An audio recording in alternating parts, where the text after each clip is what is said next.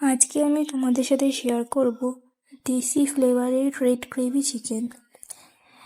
মাংসটাকে ভালো করে ধুয়ে নিয়ে তার মধ্যে কাশ্মীরি লঙ্কা, জিরে, ধনে, হলুদ, নুন দিয়ে ভালো করে মাখিয়ে 2 মিনিটের জন্য ছেড়ে দিলাম। 2 মিনিট রেখে দিলে মাংসটার মধ্যে নুন, হলুদ, লঙ্কার গুঁড়ো সবের ফ্লেভারগুলো পৌঁছে যাবে। তারপর 250 গ্রাম মতো দই আর সর্ষের তেল দিয়ে মাখিয়ে 10 মিনিট রেস্ট করতে দিয়েছিলাম। 10 মিনিট পর ঢাকাটা খুলে ওর মধ্যে আমি কাঁচা লঙ্কা, আদা, রসুন 1 চামচ করে দিয়ে মাখিয়ে রেখে দিয়েছিলাম।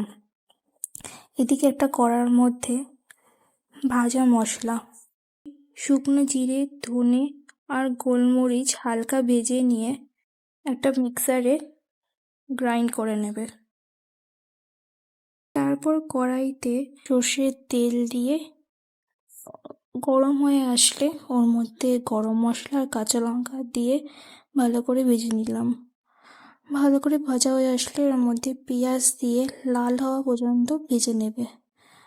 হালকা লাল হয়ে আসলে ওর মধ্যে আদা রসুন পেস্ট, লঙ্কা পেস্ট দিয়ে কষিয়ে নিলাম।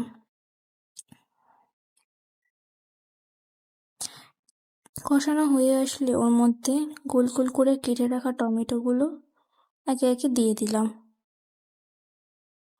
টমেটোগুলো যখন তেল ছাড়বে, লাল হয়ে আসবে, দেখবে সাইড দিয়ে আস্তে আস্তে তেল ছেড়ে আসবে। ঠিক এই সময়তেই ম্যারিনেট করা চিকেনগুলো একে একে দিয়ে দেবে। চিকেনগুলো দিয়ে সঙ্গে সঙ্গে নাড়তে থাকবে। নাড়তে থাকলে নিচটা লেগে যায় না। তো এই অবস্থায় ঢাকা দিয়ে দেবে। চিন্তার কোনো ভয় নেই। চিকেন থেকে যেহেতু তুমি দই দিয়েছিলে 250 গ্রাম, তো অনেকটাই জল ছাড়বে।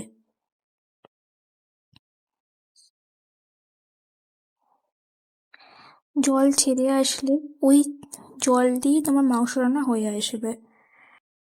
চিকেন যখন জলটা ছেড়ে দেবে, ঠিক এই সময়তেই তুমি যে ভাজা মশলাটা করে রেখেছিলে সেটা এর মধ্যে দিয়ে দেবে।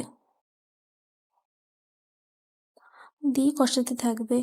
যখন জলটা দেখবে মরে গেছে, ঠিক এই সময় আরেকটু যে ভাজা মশলা করে রেখেছিলে, ভাজা মশলাটা একবারেই দেবে না, ভাজা মশলাটা অল্প অল্প করে দেবে। একবারে দিয়ে দিলে কখনোই স্বাদ আসবে না, তো অল্প অল্প করে দেবে।